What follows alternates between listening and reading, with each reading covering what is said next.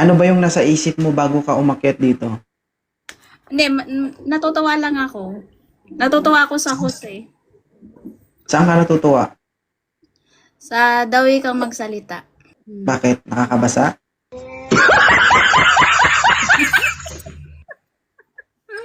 Ilan taon ka na? 39. Ah, kita mo. 33. Nabasa ang 39. Oo. Oo. Oo. Kumalma ka. Baka maduraan mo ako dito, ha?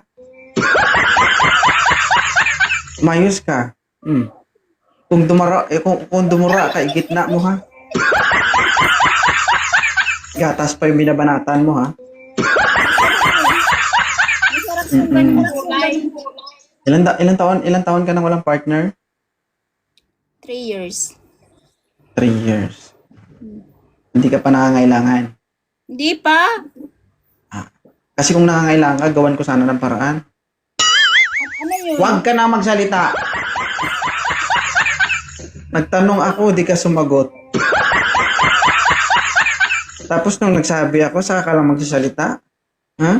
Eh, baka Ano magawa ka? ng ano parang. Ano po yun? Huwag na. Sunggod na utog ko.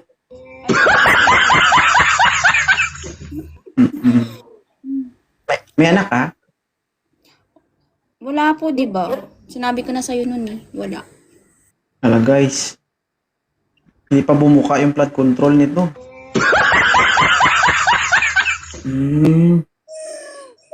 Pwede pang hakutin. Pwede pang paun. Baka meron kang mahanap Na?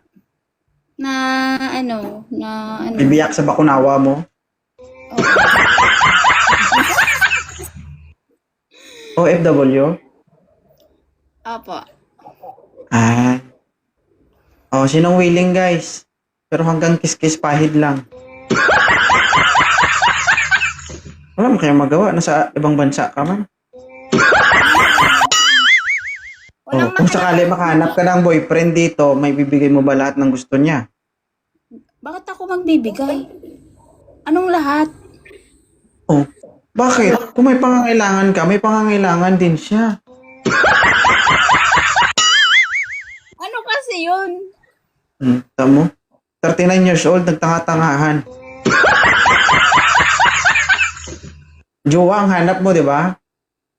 Jowa lang. Jowa lang. O kapag magjowa kayo, magtinginan lang kayo. Oo nga pala, no? Baka ikaw pa nga unang mag-please. Baka naman.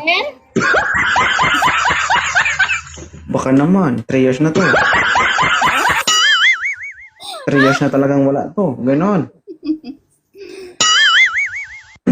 Pero na-try mo, LDR. Hindi. Mahirap mag-LDR. Ay, huwag ka maghanap. Kasi minsan sa LDR, hindi naman nakapuno sa isa tapos magtitink ako. Sino kayang kausap nito? Katulad nung nakausap ko. Minisage ko siya, sabi ko. Tapos hinuyo. Ah, hinuyo ka? Ikaw pang hinuyo?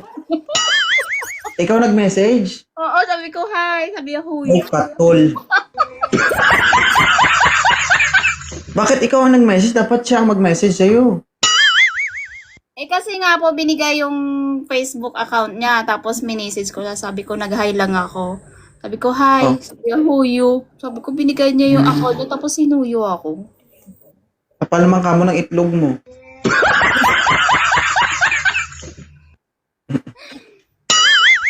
So, huwag ka maghanap kasi ayaw mo para ng LDR. Gusto ko kasi yung sundalo dapat.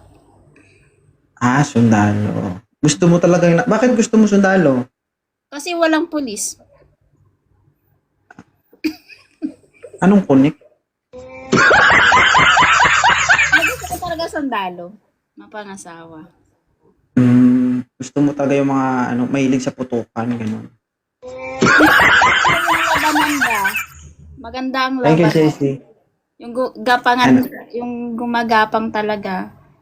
Ay, maraming marunong gumapang mo. Hindi lang sundalo. Kasi ano yun, kaya nila yung paglaban yung pagmamahal nila. Bansa nga kaya, di ba? Ako pa kaya. Ah, mm-mm. Gusto mo sundalo? Oh, gusto ko sundalo. Pumasok ka sa kampo.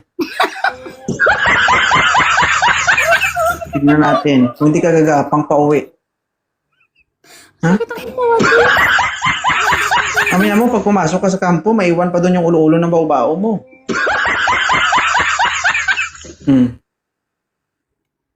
Pag pumasok ka ng kampo, wala kang gagawin. Anong Mamili gagawin ko ka na doon? lang. Ha? Gusto mo sundalo, tapos ako tatanungin mo kung anong gagawin mo?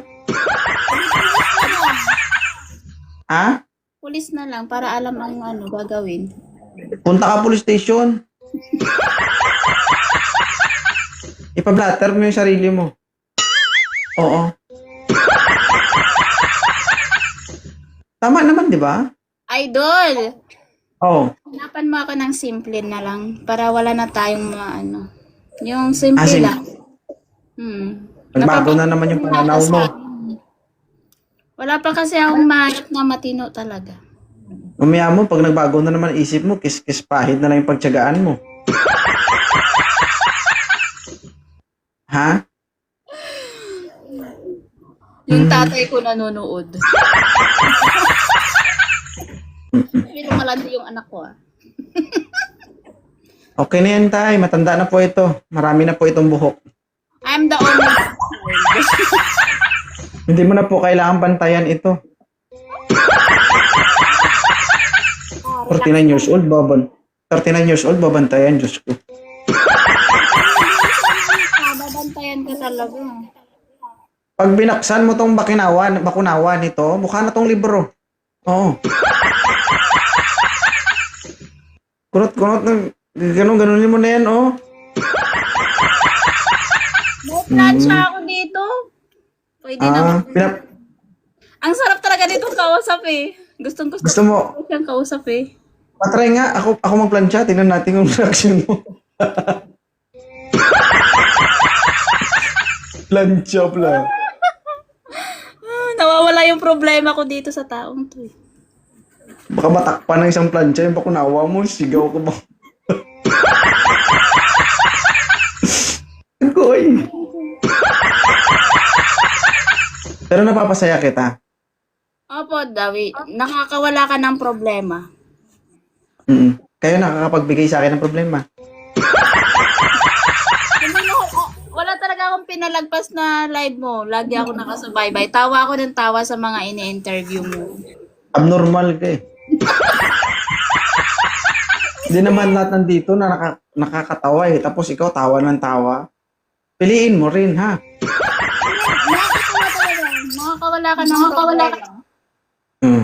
Ibig sabihin, kahit galit na galit ako, tawa ka pa rin ng tawa. Nangiinsulto ka ba? Ako, pag nagagalit mo, pag nagagalit ka, ang sabi ko, ang ganda niya magalit oh.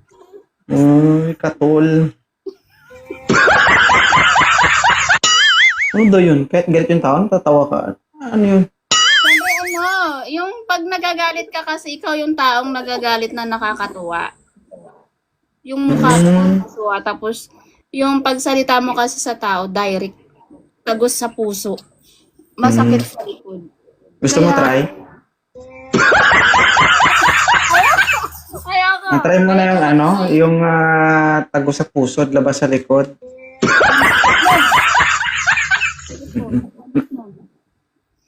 Nakadalawang boyfriend ka pa lang, di ba? Ha? Isa lang. Wala ka pang... isa pa lang. Oo. So, ibig sabihin, hindi ka pa pala nakatikim ng matitindi.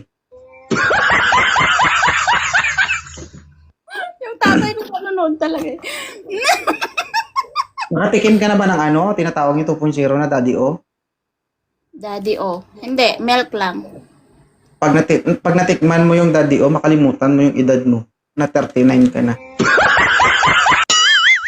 Ilang Alam mo yung Daddy O? Kalimutan ko. Ano ba yung Daddy O? Daliri, dila, ulo-ulo.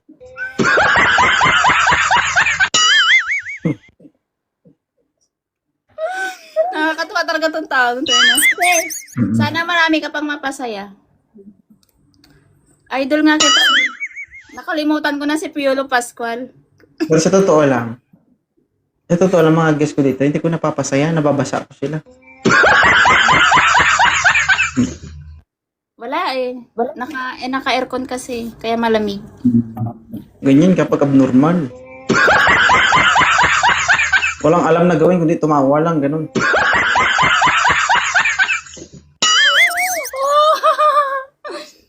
And then, nakakatuwa kasi napapasaya mo yung mga OFW, mga guests mo. Lalo na yung ngungo, yung nagsasalita. Nambulunan talaga ako nung Lum, pagpintas to. Bakit? Hindi po, talagang nambulunan ako nung sabi ko, ngungo nga talaga siya. Akala ko nagdadrama siya ngungo. Totoo pala siya talaga si ate nga, nangungo talaga siya.